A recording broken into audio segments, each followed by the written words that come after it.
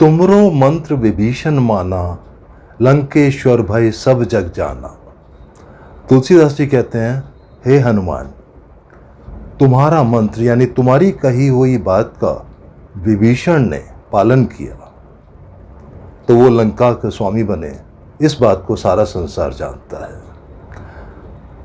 हनुमान की कौन सी बात को विभीषण ने माना था? का कौन सा मंत्र था जो विभीषण ने माना था? जानते हैं आप लोग?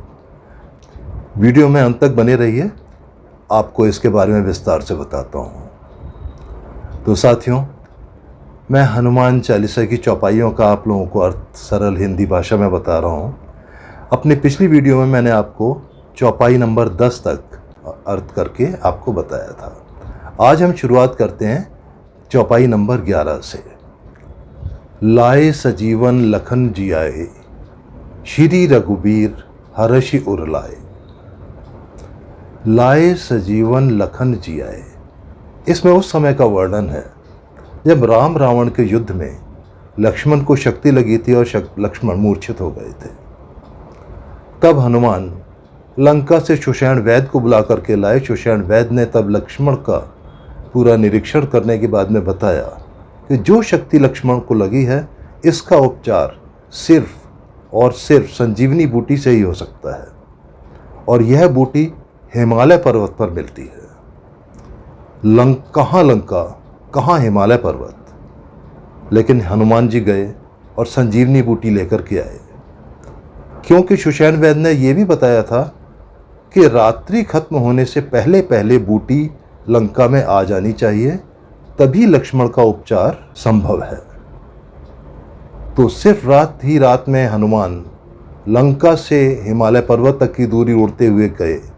रास्ते में कुछ उनको व्यवधान भी आए, उसके बावजूद वो सुबह होने से पहले संजीवनी बूटी लेकर के लंका पहुंच गए, और जिससे कि लक्ष्मण का उपचार हो सका। ये सब देख करके श्री रघुबीर हर्षि उर लाए। श्री रघुवीर यानी रामचंद्र जी ने बहुत हर्षित होकर के हनुमान को अपने उर लाए। उर कहते हैं हृदय को, कि अपने हृदय से लगा लिया। अगली चौपाई है, रघुपति कीनी बहुत बड़ाई, तुम मम प्रिय भरत सम भाई।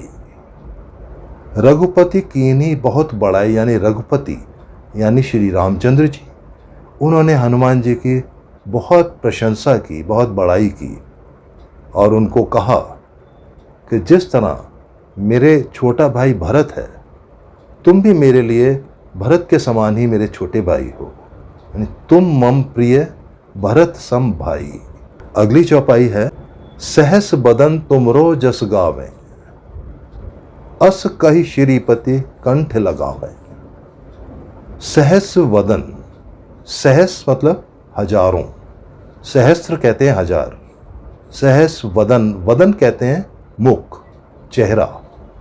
तो हजारों मुख यानी हजारों लोग तुम रो जस गावें, कि तुम्हारी कीर्ति गाएं, तुम्हारा गुणगान करें। कि हे हनुमान, हजारों लोग तुम्हारी कीर्ति का गुणगान करते रहेंगे। अस कहि श्रीपति कंठ लगावें, ऐसा कहकर श्रीपति यानी प्रभु रामचंद्र ने हनुमान जी को कंठ लगावें, अपने कंठ लगा लिया, अपने गले से लगा लिया। इसी के साथ साथ फिर रामचंद्र जी हनुमान जी की प्रशंसा में और कहते हैं, सनकादिक ब्रह्मादि मुनीसा, नारद सारद सहित अहिसा। सनकादिक, ये 4 देवताओं का समूह है। ये ब्रह्मा के 4 पुत्र हैं जिनको हम सनकादिक बोलते हैं। ये हैं सनक, सनंदन, सनातन और सनत। एक सनक है, एक सनत है, एक सनातन और सनंदन। इन चारों के समूह को सनकादिक बोलते हैं। तो सनकादिक ब्रह्मादि, ब्रह्मादि मतलब ब्रह्मा आदि, ब्रह्मा और सभी देवी देवता। सनकादिक ब्रह्मादि मुनीसा, मुनीसा इस शब्द में आ गए ऋषि मुनि। कि सनकादिक ब्रह्मा, सभी देवी देवता, सभी ऋषि मुनि, इसके साथ ही नारद सारद सहित अहिंसा। नारद जी को तो आप सभी जानते हैं, उनके लिए तो अलग से कुछ बताने की ज़रूरत नहीं। नारायण नारायण। और सारद कहते हैं हम माँ सरस्वती को। नारद सारद सहित अहिंसा। अहिंसा कहते हैं शेषनाग जी को, जो सर्पों के देवता हैं, उनको अहिंसा कहते हैं। तो रामचंद्र जी कहते हैं कि हे हनुमान, सनकादिक समूह के देवता ब्रह्मा और सभी देवी देवता, ऋषि मुनि, ये सब मिलकर के, और नारद जी, सरस्वती जी, शेषनाग जी, ये सब मिलकर के आपकी हमेशा यश और कीर्ति का गुणगान करेंगे। अगली चौपाई है, जम कुबेर दिक्पाल जहाँ ते, कवि कोविद कह सके कहाँ ते। तो रामचंद्र जी कह रहे हैं कि हे हनुमान, आपकी प्रशंसा यम यानी यमराज,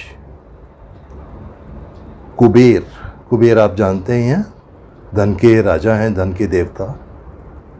दिक्पाल जहाँ ते, दिक्पाल कहते हैं हमारी सभी दिशाओं की रक्षा करने वाले जो देवता हैं, हर दिशा के अलग देवता हैं। तो दिक्पाल जहाँ ते, कि जहाँ के या संसार के सभी दिशाओं के देवता यमराज और कुबेर। कवि कोविद, कवि आप जानते हैं कवियों के लिए कहा गया है, और कोविद कहते हैं विद्वान। कह सके कहाँ ते, कह सके कहाँ ते मतलब कहाँ कह सकते हैं, क्या चीज़? हनुमान जी की महिमा का वर्णन। यमराज, कुबेर, सभी दिशाओं के देवता दिक्पाल, कवि और विद्वान मिलकर के भी आपकी महिमा का पूरा वर्णन नहीं कर सकते। दिक्पाल आप जानते हैं कौन? जैसे हमारे पूर्व दिशा, पश्चिम, उत्तर, दक्षिण, 4 ये मुख्य दिशाएं हैं, 4 इनके बीच की दिशाएं भी हैं। तो जो मेरे को जानकारी आपको बता रहा हूँ, जैसे पूर्व दिशा है, तो पूर्व दिशा के दिक्पाल या देवता हैं इंद्र। पूर्व के बाद में आते हैं दक्षिण, दक्षिण दिशा के जो देवता हैं वो हैं यमराज।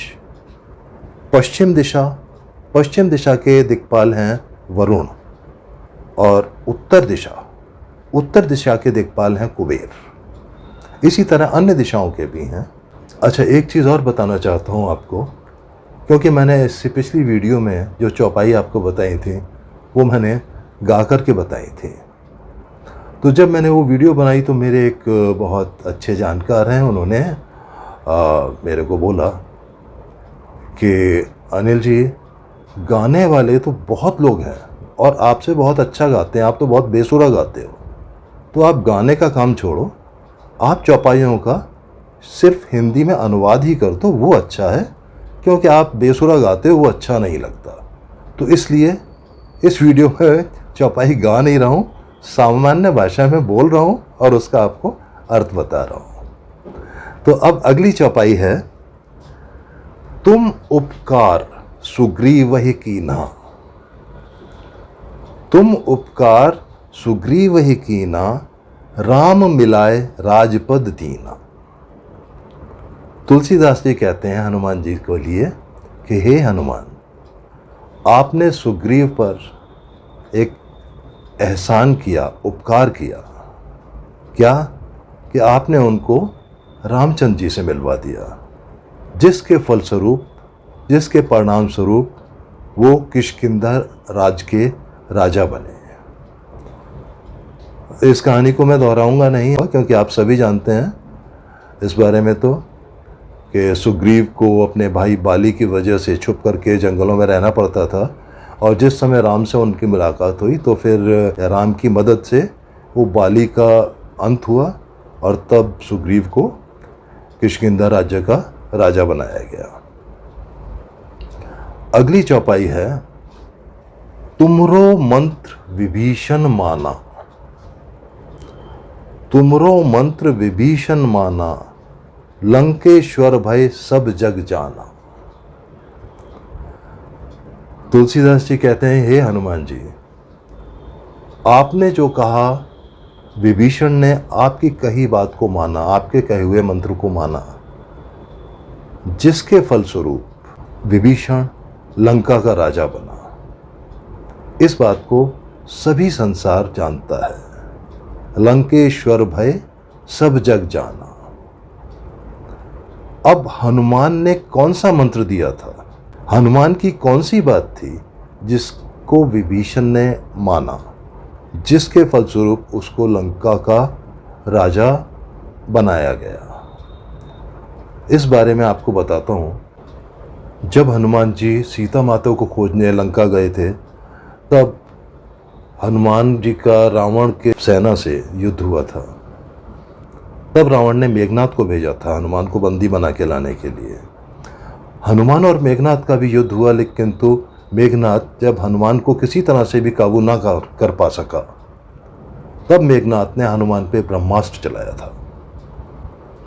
हालांकि हनुमान जी को ब्रह्मा से वरदान प्राप्त था कि ब्रह्मास्त्र को भी चाहते तो वो उसको तोड़ सकते थे, किंतु ब्रह्मा जी का आदर करते हुए हनुमान जी ने अपने आप को ब्रह्मा जी के अस्त्र के सम्मुख, ब्रह्मास्त्र के सम्मुख अपने आप को शिथिल छोड़ दिया। उन्होंने उसका कोई विरोध नहीं किया और उसमें बंध गए। तब मेघनाद हनुमान जी को बांध करके रावण के दरबार में लेके आया। उस समय रावण के दरबार में रावण के सभी सभासद, सभी मंत्री भी थे और वहाँ पे उस समय विभीषण भी उपस्थित थे। रावण और हनुमान के बीच में काफ़ी वाद विवाद हुआ। हनुमान ने बहुत कोशिश की रावण को समझाने की, लेकिन रावण कुछ समझने को तैयार नहीं था। उसी समय हनुमान ने कहा था, राम चरण पंकज उर धराऊ, लंका अचल राज तुम कराऊ। इसका मतलब था कि अगर आप सब राम के चरण कमलों को अपने हृदय में स्थान देते हो, यानी उनकी महानता के आगे आप झुक जाते हो और उनसे क्षमा मांग लेते हो और उनके दास बन जाते हो, तो तुम्हारा कुछ भी अनिष्ट नहीं होगा और तुम लंका पे इसी तरह राज्य करते रहोगे।